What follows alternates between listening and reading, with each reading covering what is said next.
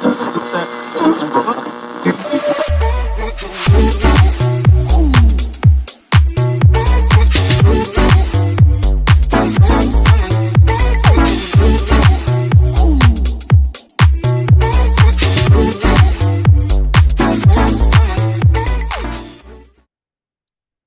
folks. Thanks for tuning in to TD Talks. I'm your host, Fiduciary Investment Advisor Taylor Davis, and this is today's market commentary here on Thursday, February 5th, 2026.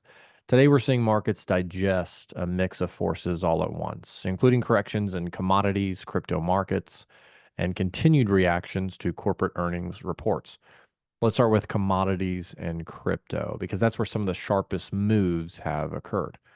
Gold and silver both pulled back this week, and several commodities saw selling pressure as well. At the same time, crypto markets also corrected, with major coins seeing declines after strong rallies earlier this year.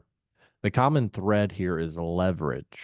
Many traders and hedge funds use borrowed money like margin to amplify their positions in commodities and crypto.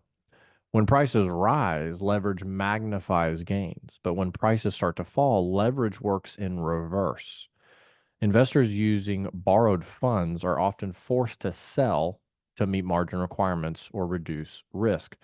That forced selling creates liquidation, and liquidation accelerates price declines. In simple terms, assets that went up quickly are now giving back some of those gains because too much leverage was built in the system. That is not unusual. It happens regularly in markets. In my opinion, leverage-driven corrections are more about positioning than fundamentals. Nothing dramatic suddenly changed about gold. It didn't get any prettier. I like it, but it didn't get any prettier. Nothing dramatic suddenly changed about crypto technology. But when crowded trades unwind, prices can fall faster than expected. Now, let's shift to stocks and earnings, which continue to drive longer-term market direction. This earnings season has shown mixed but generally resilient results. Several companies have reported earnings that beat Wall Street expectations. However, markets are increasingly focused not just on past performance, but on what comes next. Intel is a great example from this week. The company reported earnings that exceeded expectations, but shares still fell after concerns emerged about manufacturing execution and future competitiveness. So, beat on earnings, great past quarter, but the stock got punished. Why? It was because of the guidance given about the upcoming quarter and the future of the company, where they disclosed in their guidance their concerns about manufacturing execution and future competitiveness. This highlights a broader market theme, in my opinion. Investors are rewarding companies that provide clear forward guidance and punishing uncertainty about future growth. In CNBC terms, it's not just about beating numbers anymore. It's about confidence in the road ahead. Other large companies delivered solid reports, but market reactions have varied depending on outlook. In my opinion, this shows markets are becoming selective again. Stocks no longer rise simply because earnings beats estimates or there's news or buzz about it. Investors want to understand how companies will grow next. It's no longer about what have you done for me. It's about what have you done for me lately and what are you going to do for me in the future. Now let's zoom out on the broader market. Despite corrections in metals and crypto, major stock indexes have held relatively steady this week. I know every headline you see or every push notification that you get says, oh, third day in a row of this or that for the S&P or Dow or NASDAQ. Markets have moved back and forth, but we have not seen panic selling. Instead, we're seeing rotation. Money is moving out of crowded, leveraged trades and into companies with stable earnings, visibility, and good guidance. From a long-term investor standpoint, this is actually constructive behavior. I like it. Markets are reallocating capital rather than collapsing.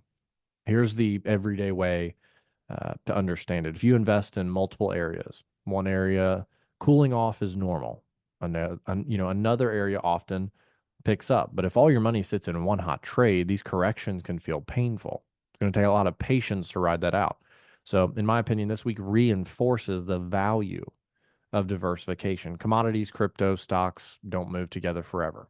Leadership rotates over time. The important takeaway today is this: leverage driven corrections can look dramatic. They can look very, very dramatic, but they often reset markets rather than break them. Reset rather than break. Earnings continue to guide long term stock performance. And disciplined investors benefit when markets return to fundamentals. So, as we wrap up today's market commentary, remember that volatility is part of the process. It is part of the process.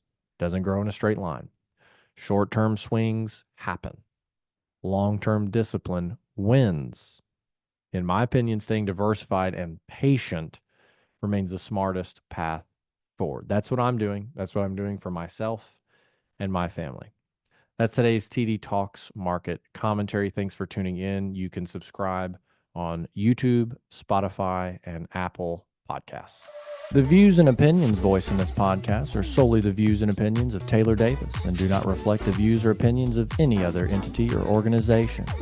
The content provided is for informational purposes only and is not meant to be specific investment advice for any individual. Please consult with your financial advisor to address your unique circumstances. Taylor Davis does not provide legal or tax advice.